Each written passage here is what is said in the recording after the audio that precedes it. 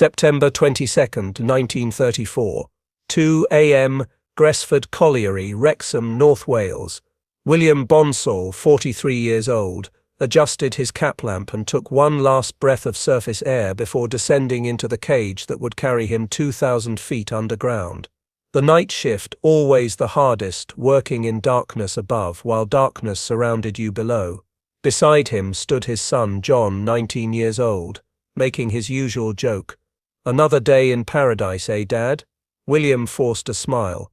He'd been making that descent for 26 years. The jokes got old, but the fear never quite did. What William Bonsall didn't know, what none of the 266 men descending into Gresford that night knew, was that 3 days earlier, Deputy Overman John Davies had filed a report about dangerous levels of methane gas accumulating in the Dennis section of the mine. The report had been received, read, and filed by colliery manager Sir Henry Walker. No action had been taken. Davies had been told that production schedules cannot accommodate extended ventilation improvements at this time. The irony was suffocating. Gresford Colliery was considered one of the most modern mines in Britain. Opened in 1908, it boasted electric lighting in main tunnels, mechanical coal cutters, an electric haulage system and extensive ventilation fans. It had never experienced a major disaster.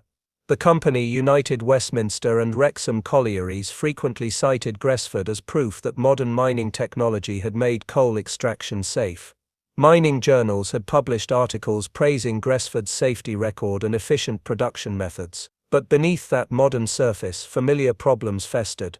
Gresford extracted coal from the yard seam, a rich deposit of high-quality steam coal that powered British industry and Royal Navy ships. The yard seam was also notoriously gassy. Methane seeped naturally from the coal, accumulating in poorly ventilated areas. The mine's ventilation system, while modern by 1930s standards, was undersized for the mine's expanding layout. As production increased, driven by demand from British industry recovering from the Great Depression, ventilation struggled to keep pace. John Davies, the deputy overman who'd filed the warning, was a careful man. 47 years old, Methodist chapel elder, father of 5, he'd worked at Gresford since it opened. He understood coal mining's dangers intimately. He'd survived the second-deadliest disaster in 1913, where 439 miners had died. That experience had made him obsessive about safety. His fellow deputies sometimes mocked him as cautious John, but his crews appreciated his vigilance.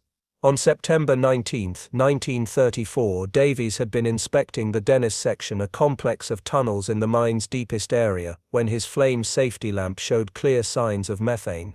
The lamp's flame had developed a blue cap, indicating gas concentrations approaching dangerous levels. Standard procedure required immediate reporting and suspension of work in affected areas until ventilation improved. Davies had followed protocol. He'd reported to colliery manager Sir Henry Walker the same morning. Walker had listened, nodded and said, "Thank you, John, I'll review the matter with the chief engineer." That review never happened. Or if it did, it resulted in no action. Work in the Dennis section continued. Production quotas remained unchanged. The ventilation system received no improvements or adjustments. John Davies knew this because he'd returned to the Dennis section on September 20th and again on September 21st. Each time his lamp showed methane present. Each time he'd reported it. Each time he was told that ventilation improvements were scheduled but couldn't be implemented immediately without disrupting production. On September 22nd, John Davies was not working. He'd requested the night off to attend his daughter's birthday celebration. His replacement for the night shift was Samuel Hughes, a younger deputy with less experience. Hughes would be responsible for safety oversight in the Dennis section, the section where methane had been accumulating for 3 days. William Bonsall and his son John were assigned to the Dennis section that night. Their job was coal extraction, operating pneumatic picks to break coal from the seam face, loading it into trams for transport to the surface. Hard work, dangerous work, but it paid better than surface jobs.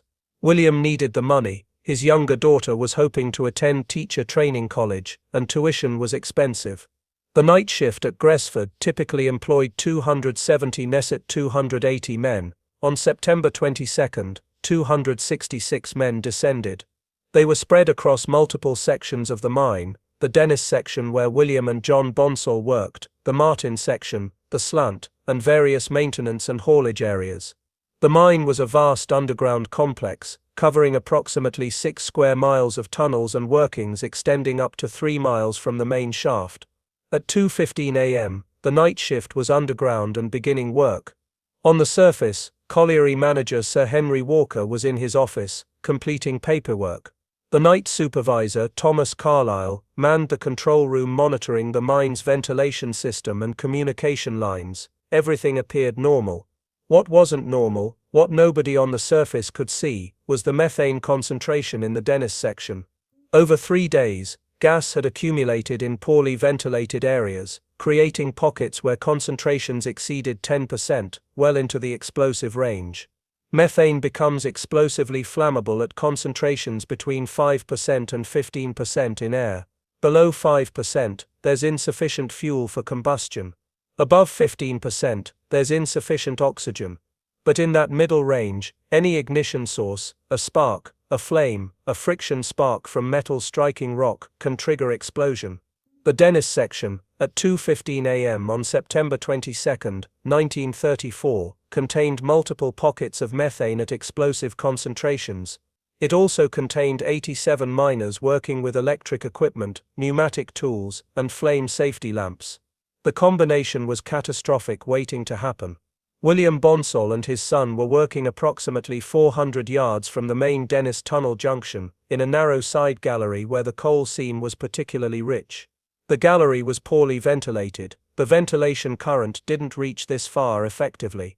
William had noticed the stale air when they'd entered, the slight sweet smell that indicated gas. He'd checked his safety lamp. The flame showed a small blue cap, gas present, but not at immediately dangerous levels by the standards of 1934 mining practice. What William didn't know was that not immediately dangerous by 1934 standards meant potentially explosive if conditions changed, and conditions were about to change. At 2:08 a.m., a coal-cutting machine in an adjacent gallery hit a pocket of trapped gas. The sudden release created a small pressure wave that dispersed stagnant air, mixing it with fresh air in just the right proportions. The methane concentration in a 20-foot section of tunnel suddenly shifted from 16% too rich to burn to 8% explosive range. The coal-cutting machine, operated by miner David Thomas, continued running. The machine used electric power, and its motor wasn't explosion-proof. It didn't need to be, because the mine had never experienced a serious gas explosion. The motor's brushes generated small sparks as part of normal operation, usually harmless, but at 2 hours 8 minutes and 45 seconds a.m., one of those sparks occurred in an atmosphere containing 8% methane. The methane ignited instantly. The initial explosion was small, a flash of flame, a sharp crack like a gunshot. David Thomas saw blue flame erupt around his machine, felt a wave of heat, staggered backward. The explosion knocked him down but didn't kill him. For about 2 seconds it seemed like a minor incident, frightening but survivable.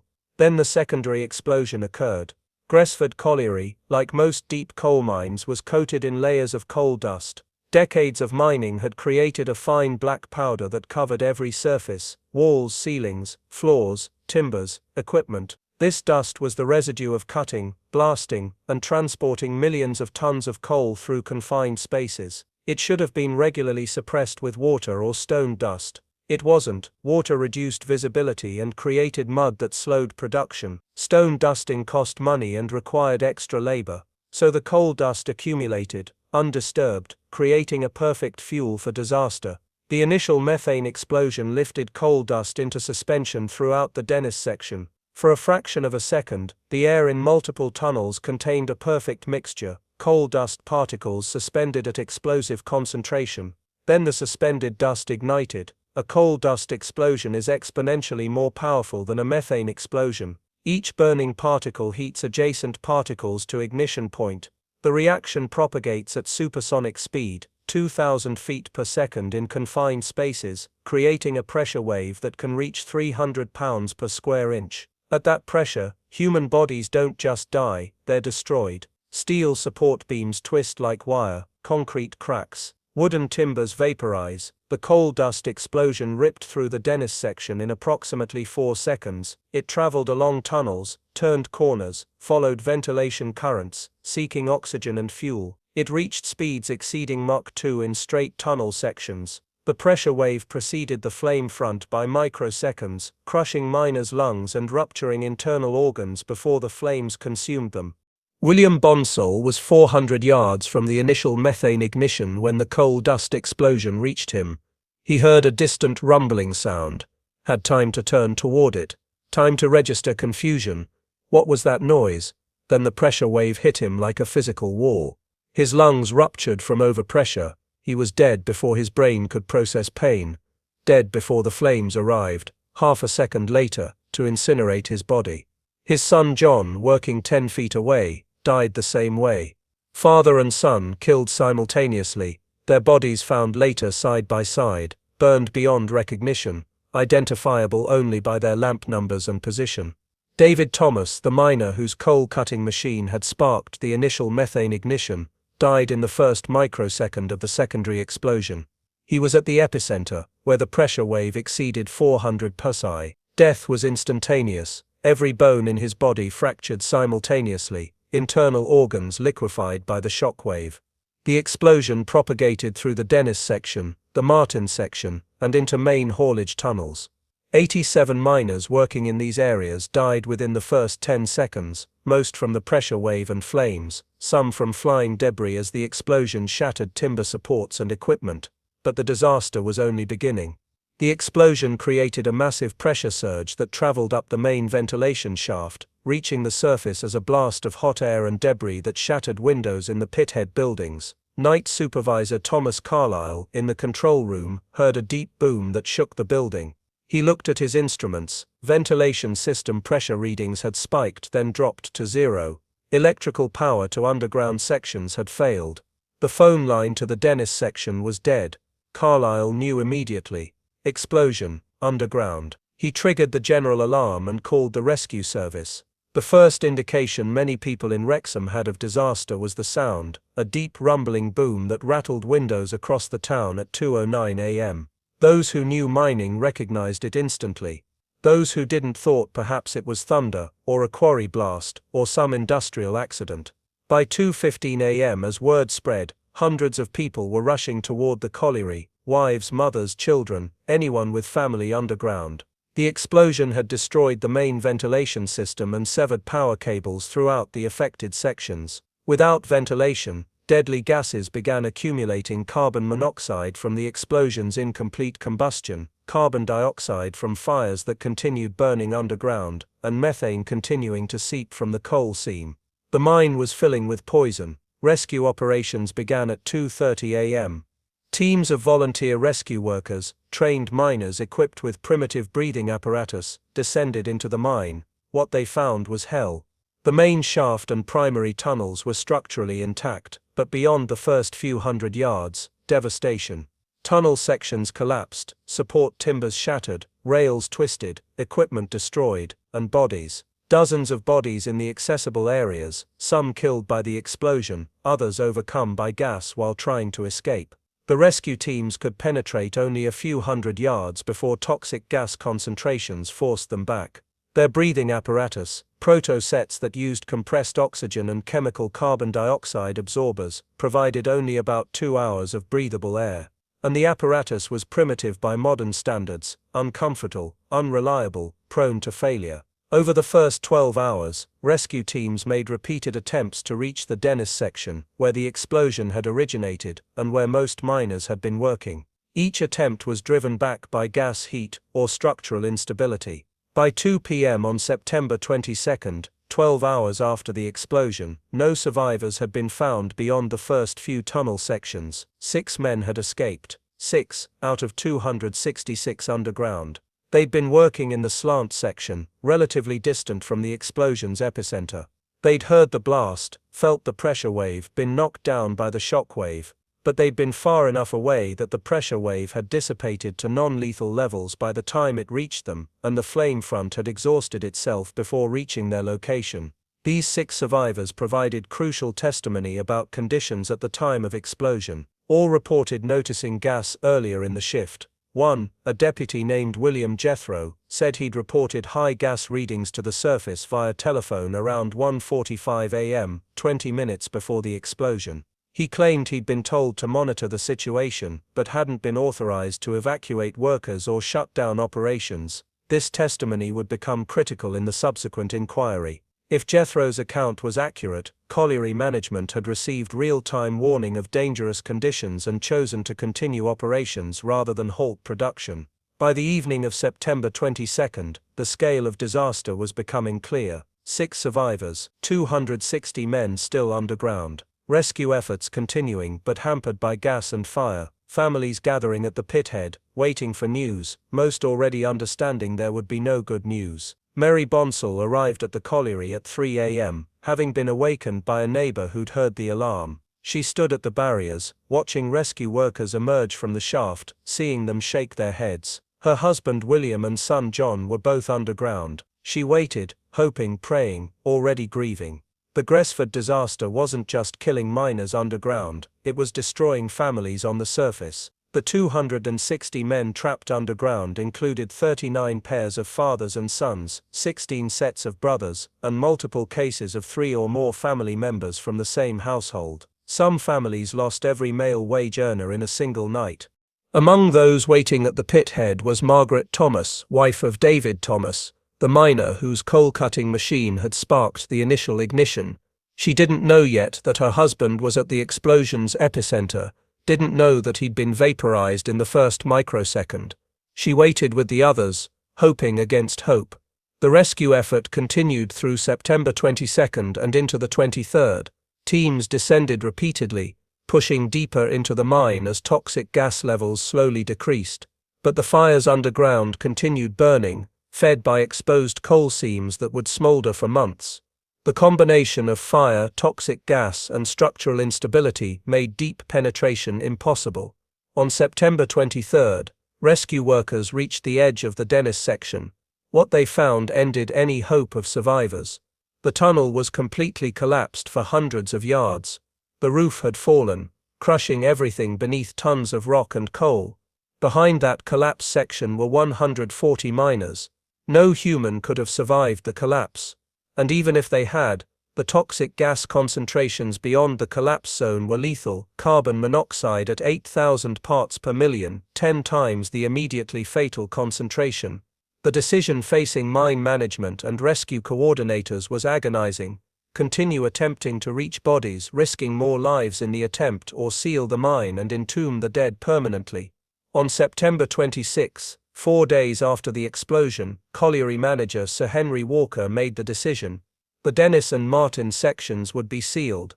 Concrete barriers would be erected, sealing off approximately 2 square miles of the mine. 140 bodies would remain underground, forever entombed in the tunnels where they died. The decision was pragmatic but devastating. Families who'd held on to hope that bodies might be recovered for proper burial now faced the reality that their loved ones would never come home, never receive Christian burial, never rest in consecrated ground.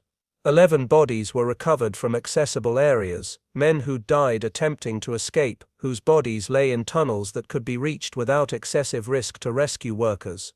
These 11 received proper funerals. The other 255 remained underground.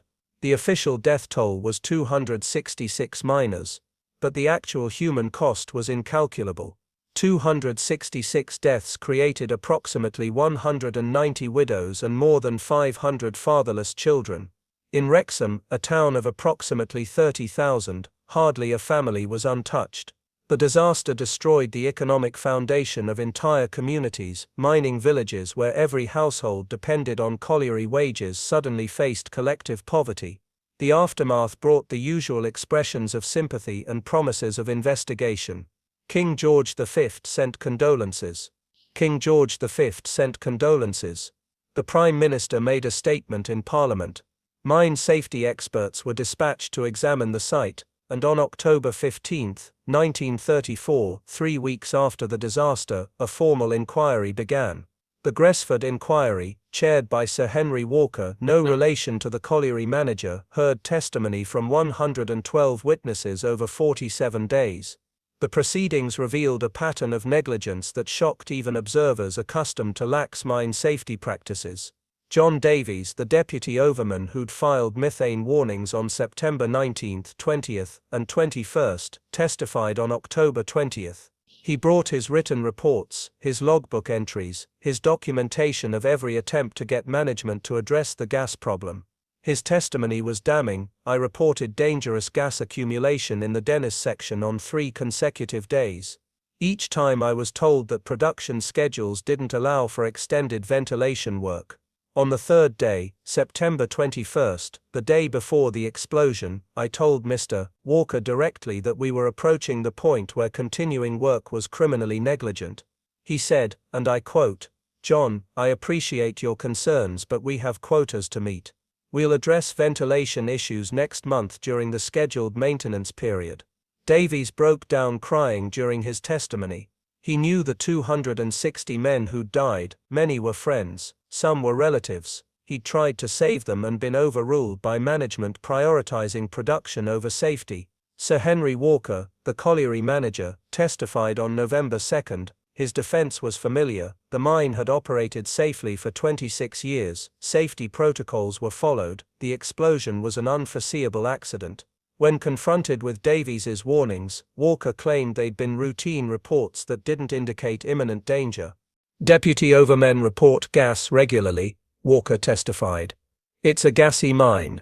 Gas is always present to some degree. Mr. Davies's reports indicated elevated gas levels but not at immediately dangerous concentrations. We were monitoring the situation and planned to address it during the next maintenance cycle." When asked why the next maintenance cycle was scheduled for October after the explosion, rather than immediately upon receiving warnings, Walker replied, "Shutting down sections for ventilation work affects production significantly. We have contractual obligations to our customers. The coal we produce powers British industry. We can't shut down every time a deputy detects slightly elevated gas levels." The inquiry's key question became what constituted immediately dangerous gas levels.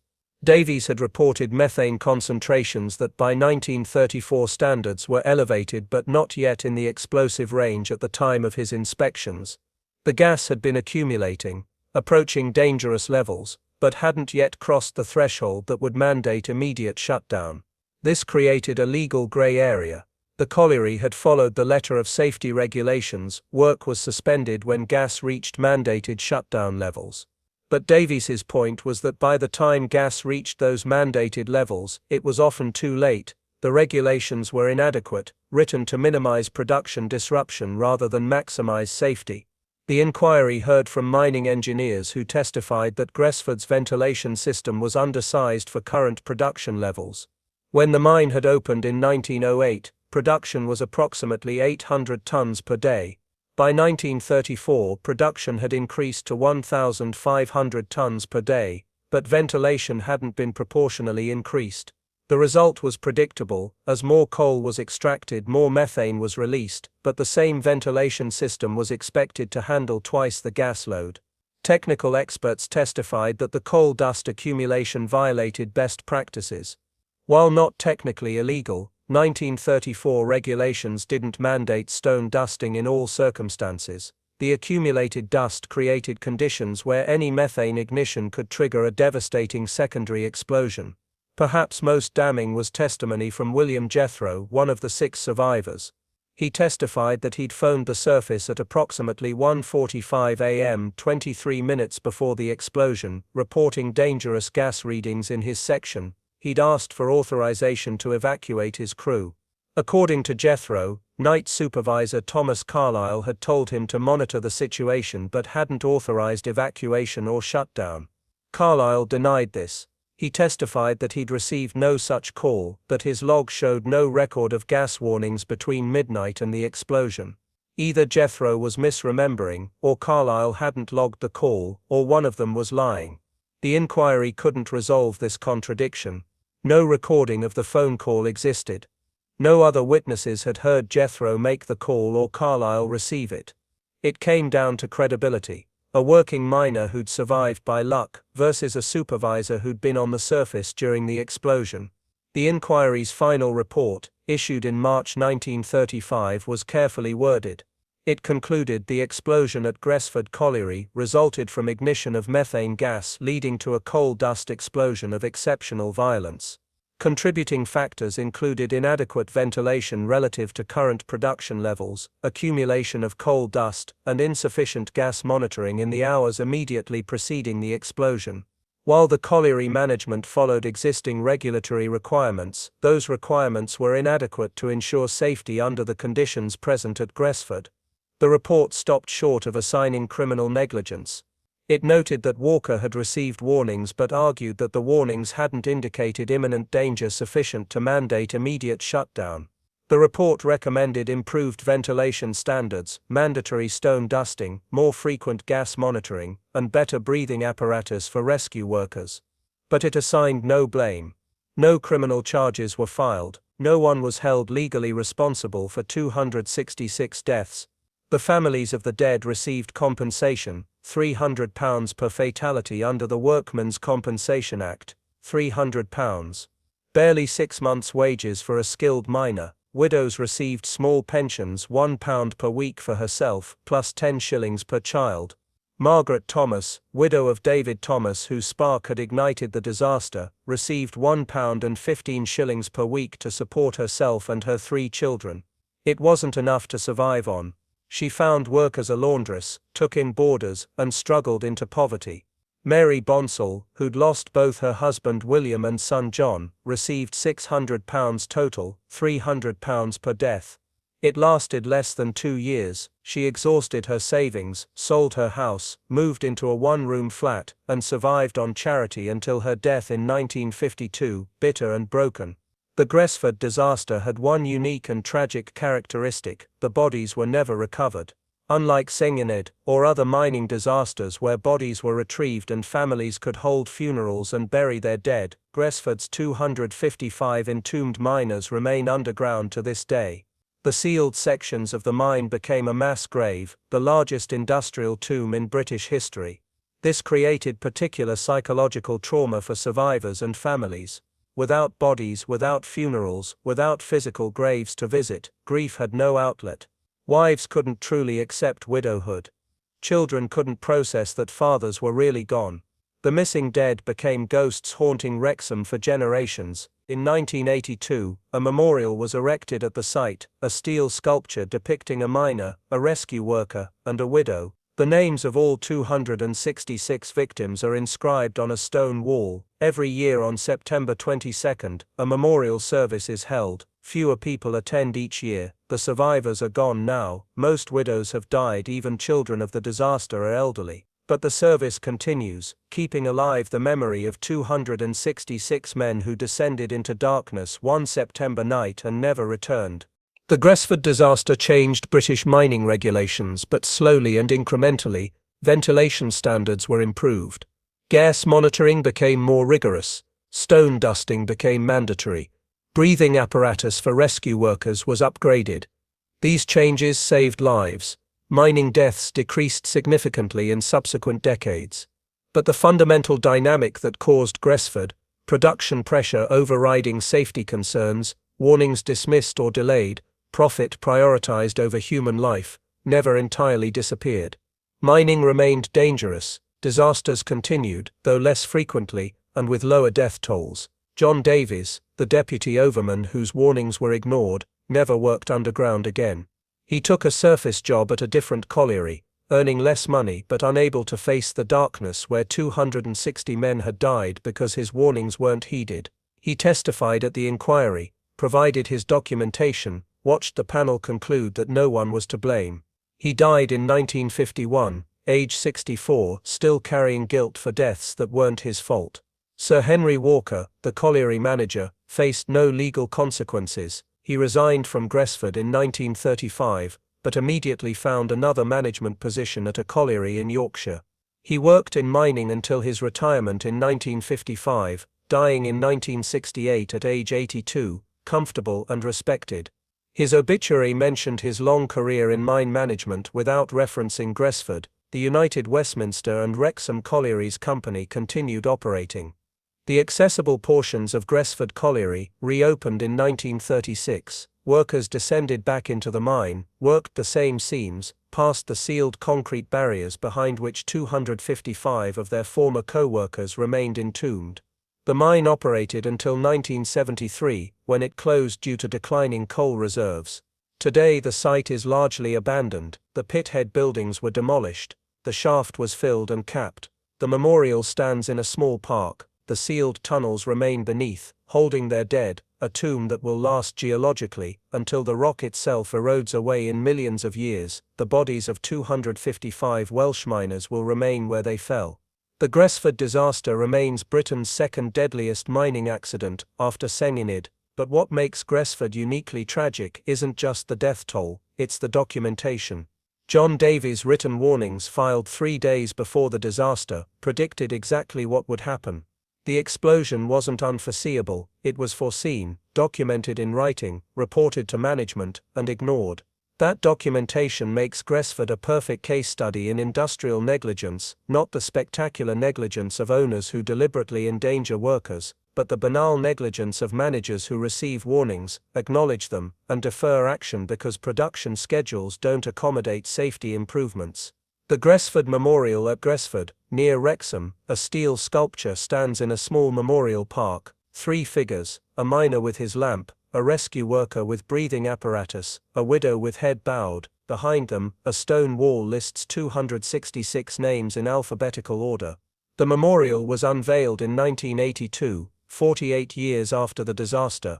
At the base of the memorial is a plaque bearing words from John Davies' September 19, 1934 report, the first of his 3 ignored warnings: dangerous levels of methane detected in Dennis section, immediate ventilation improvements required. Continued work under present conditions presents significant risk of explosion. Below that, a single sentence from colliery manager Sir Henry Walker's response, report noted. Ventilation improvements scheduled for next maintenance period. Continue monitoring. The Gresford disaster began as a deputy's warning about gas accumulation, transformed into an explosion that killed 266 miners in 4 seconds, and ended as 255 bodies sealed forever underground, because recovering them would risk more lives. Managers who had dismissed warnings as production-disrupting alarmism watched as those warnings materialized into Britain's second-worst mining catastrophe, where ignored methane reports measured against next maintenance period. Scheduling resulted in fathers and sons dying together, families destroyed, and an entire community economically devastated. John Davies had warned in writing 3 days before the explosion. William Jethro had phoned warnings 23 minutes before ignition. Both warnings were acknowledged and dismissed. By September 23, 1934, those warnings had proven prophetic, production schedules had become irrelevant, and 266 Welsh miners remained underground, 6 pulled from accessible tunnels for burial, 11 recovered days later, 255 sealed behind concrete barriers to remain entombed until the rock itself erodes away. Part 2. The days following the sealing decision were unlike anything Wrexham had experienced. The town entered collective mourning, not just for the dead, but for the loss of their bodies, the impossibility of proper burial, the knowledge that fathers and sons and brothers would remain forever in darkness beneath their feet. Churches held memorial services without bodies present, empty coffins were carried in funeral processions, graveyards received headstones marking graves that contained no remains, symbolic burials for men whose bodies lay under tons of rock and coal, sealed behind concrete barriers 2 miles underground. The psychological impact was profound and lasting. Mining communities had long experience with death, mining was dangerous, accidents happened, families buried their dead and moved on, but Gresford was different. Without bodies, grief couldn't find closure.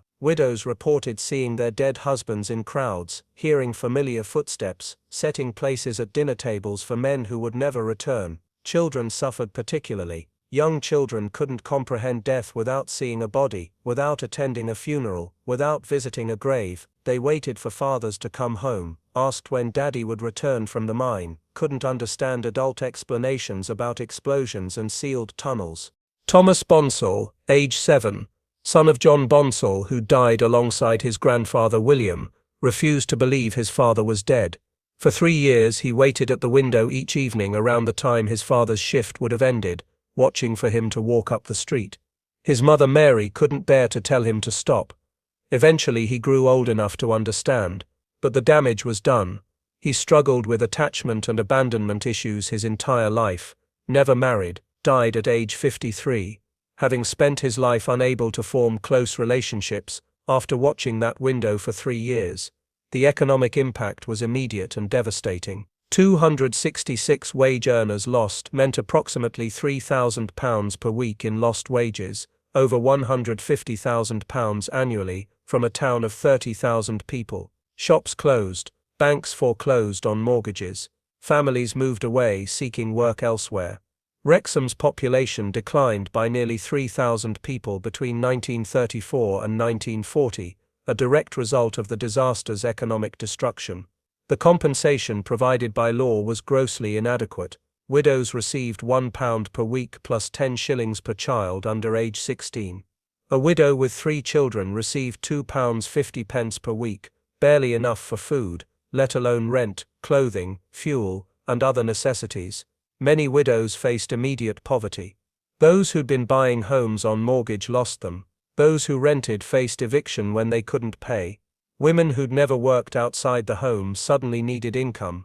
But employment options for working-class women in 1934 Wrexham were limited: domestic service, laundry work, sewing, low-paid, physically demanding work. Women took whatever they could find, often working multiple jobs while raising children alone. The disaster created an entire generation of fatherless children, more than 500 children who lost fathers in a single night. Studies tracking these children found significantly higher rates of poverty, lower educational attainment, and more psychological problems compared to peers from intact families. The disaster's effects echoed through generations. Among the 6 survivors, guilt was overwhelming and permanent. They'd lived while 260 others died. Often the difference was mere yards being assigned to one section instead of another, pure chance. Several survivors developed severe depression. 2 committed suicide within 5 years of the disaster, unable to reconcile survival with guilt over the dead. William Jethro, the deputy who claimed he'd phoned warnings to the surface 23 minutes before the explosion, was particularly haunted. His testimony at the inquiry had been dismissed, characterized as misremembering under trauma, or worse, fabricating to deflect blame.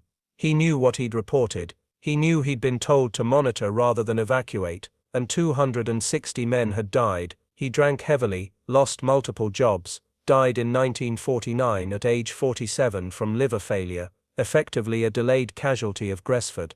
The political response to Gresford was muted compared to earlier disasters like Sengenid. By 1934, Britain had comprehensive mine safety legislation. The problem wasn't lack of laws but inadequate enforcement and regulations written to balance safety against production efficiency.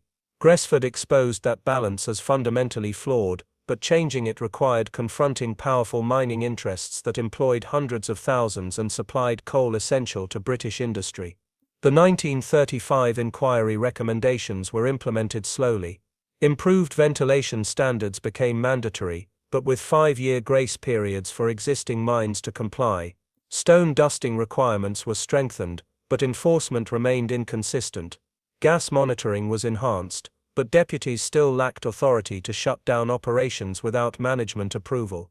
The fundamental power dynamic remained unchanged. Production managers controlled operations, safety deputies could warn but not enforce, and economic pressure consistently pushed toward accepting higher risks to maintain output. This dynamic continued producing disasters. In 1947, an explosion at William Pit in Yorkshire killed 104 miners. Inadequate ventilation and accumulated gas, essentially the same causes as Gresford. In 1951, the Easington Colliery disaster killed 81 miners, again gas explosion in poorly ventilated sections. In 1960, Six Bells Colliery explosion killed 45 miners, same pattern, same causes, different location. Each disaster prompted renewed calls for reform, each produced incremental improvements.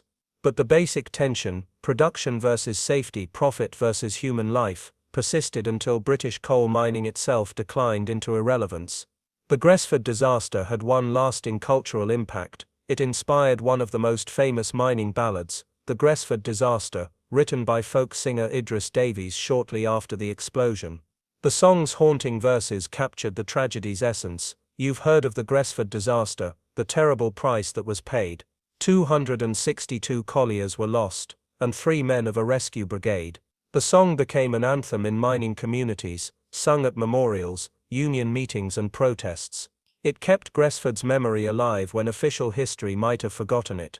Even today, Welsh male voice choirs perform the Gresford disaster at memorial services, ensuring each generation knows the names and the price. The United Westminster and Wrexham Collieries Company faced minimal consequences. The inquiry assigned no criminal liability. Civil compensation was mandated by law but capped at £300 per death. The company paid approximately £79,800 in death compensation, significant but not crippling. Insurance covered most of it. The company continued operating profitably. In 1947, the British coal industry was nationalised, and United Westminster and Wrexham Collieries became part of the National Coal Board. The company's directors received generous compensation for their shares. The nationalisation was presented as a way to prioritise worker safety over private profit. Whether it actually achieved that goal remains debated. Nationalised mines still faced production pressure, still had gas explosions, still killed miners when safety was compromised for output. The Gresford site itself remained active until 1973. Miners continued working there, extracting coal from sections adjacent to the sealed areas where 255 of their predecessors remained entombed. Walking past the concrete barriers that sealed off the Dennis and Martin sections became routine, a daily reminder that beneath their feet lay the largest industrial tomb in British history. When the mine finally closed in 1973, due to exhausted reserves rather than safety concerns, the entire complex was decommissioned. The shaft was filled with concrete and debris, permanently sealing it. The pit head buildings were demolished. The site was cleared. Nothing remains except the memorial park and the sealed tunnels beneath. Those tunnels will remain sealed forever. The concrete barriers will last centuries.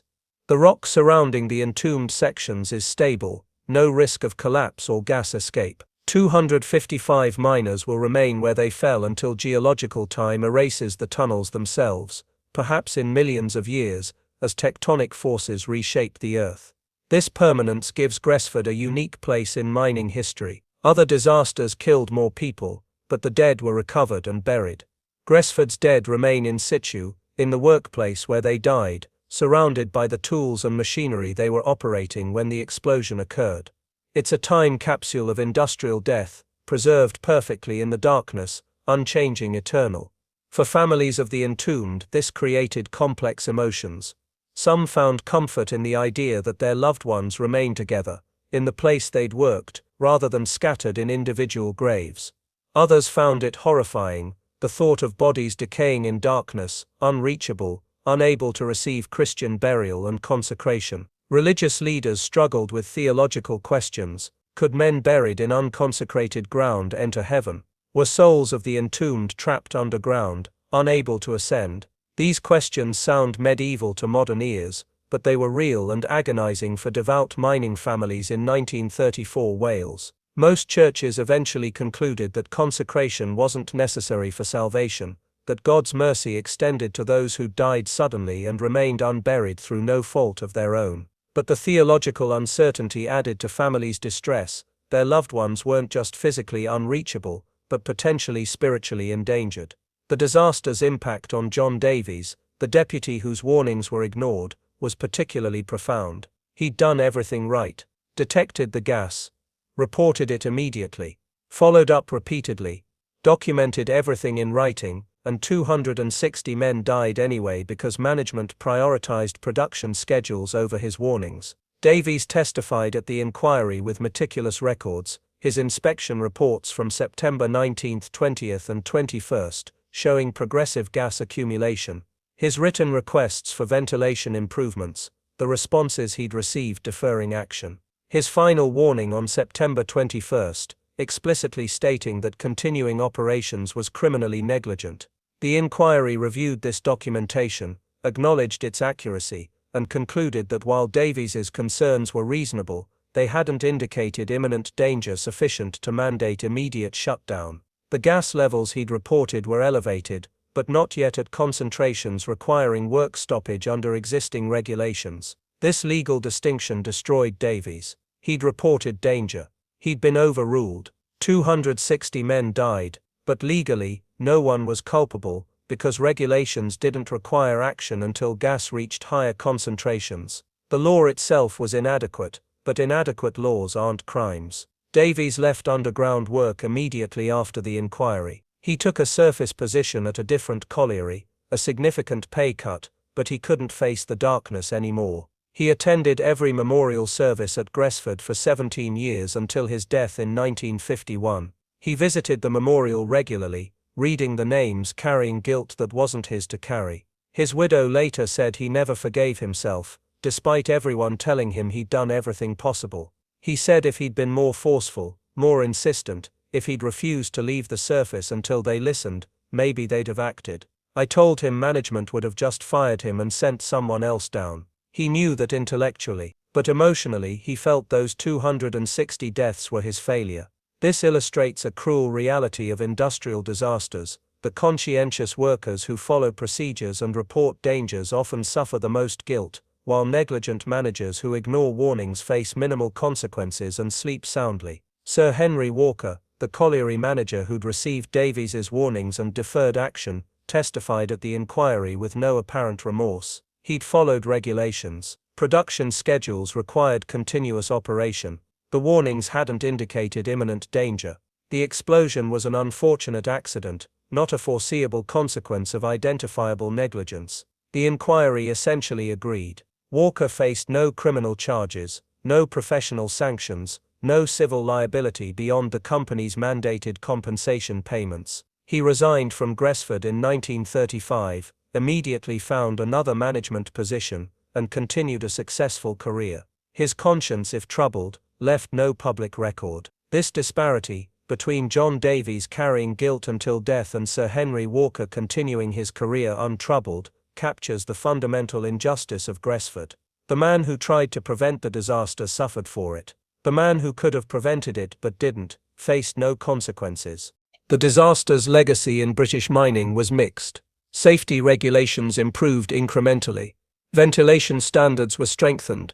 Gas monitoring became more rigorous. Enforcement was enhanced. These changes saved lives. British mining deaths declined significantly in subsequent decades. But the fundamental dynamic persisted. Mines remained gassy. Economic pressure pushed for maximum production. Managers balanced safety costs against production benefits. Warnings were assessed based on immediate crisis versus long-term risk, and occasionally that calculus failed, and miners died. The frequency decreased. The death tolls became smaller, but the pattern continued until British coal mining itself collapsed, not because it became too dangerous but because it became too expensive.